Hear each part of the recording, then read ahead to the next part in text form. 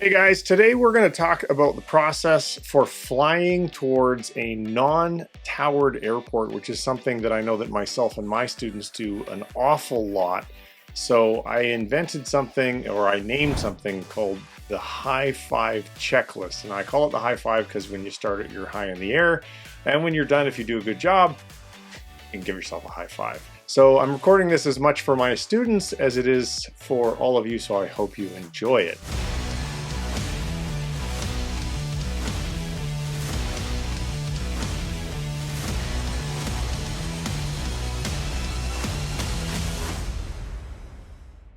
When returning to an airport, step one is as follows. You gotta figure out, well, what runway am I gonna land on? And so the first part of figuring that out is you're gonna check the weather. That's the first step of the high five. And the way to get your iPad in ForeFlight to make sure that you don't ever forget that is as follows.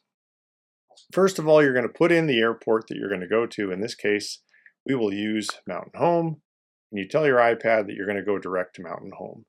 The mere act of doing that ensures that when you're 20 nautical miles from the Mountain Home airport, you're going to get a screen pop on your iPad and it's going to say, check the weather. Now, in this case, Mountain Home doesn't actually have an AWOS or an ASOS for the sharp kids in the class who I know are going to call me out in the comments.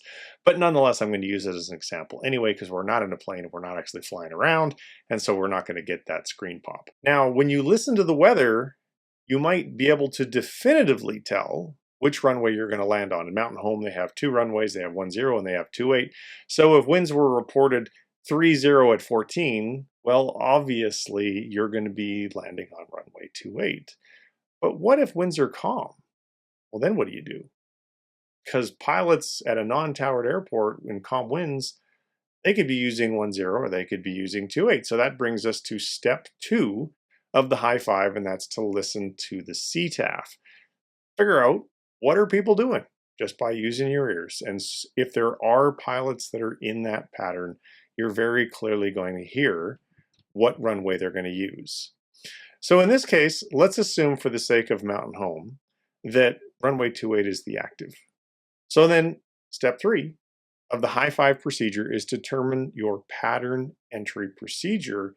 And ForeFlight in particular is really quite slick at how it helps you to do this. So let's hop over into ForeFlight and check it out.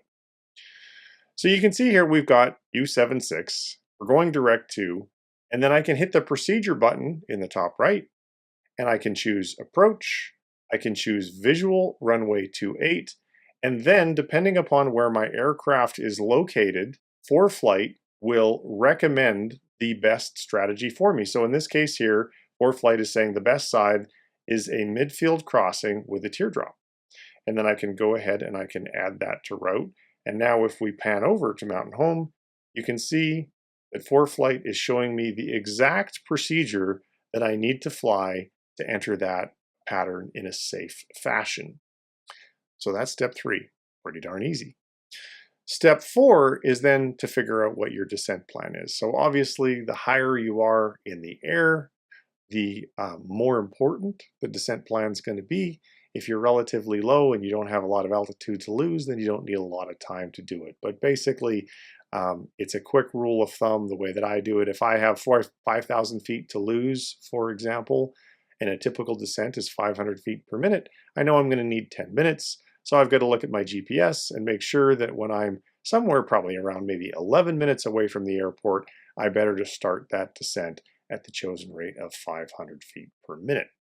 And then step five of the high five is the radio calls. And I've covered this in detail in another video, but the summary of it is you got to do a 10-mile call, a 5-mile call, ideally a 3-mile call. And then as you're entering the pattern and working your way around the pattern, you should be making the appropriate radio calls. And I'll go ahead and link in the description to another video that I created that describes those radio calls in detail. So that's it for today's video. Real quick, I hope you've enjoyed it. I hope you found it helpful. If you have any questions or comments, I would love it if you would leave those down below. And if you'd really like to help the Fly with Trent channel to grow, the two most important things that you can do are make sure that you smash that like button. Well, it's actually 3 things. Ideally, maybe share this video somewhere and also become a subscriber so that YouTube will send you notifications of future videos that I create. And with that in mind, if you'd like to receive those notifications over email, you can visit the flywithtrent.com website and you can become an email subscriber. And from time to time, you get some extra special stuff being an email subscriber that folks who are just YouTube subscribers don't ever hear about. Thank you very much for watching. We'll see you in another video soon. Take care. Bye-bye.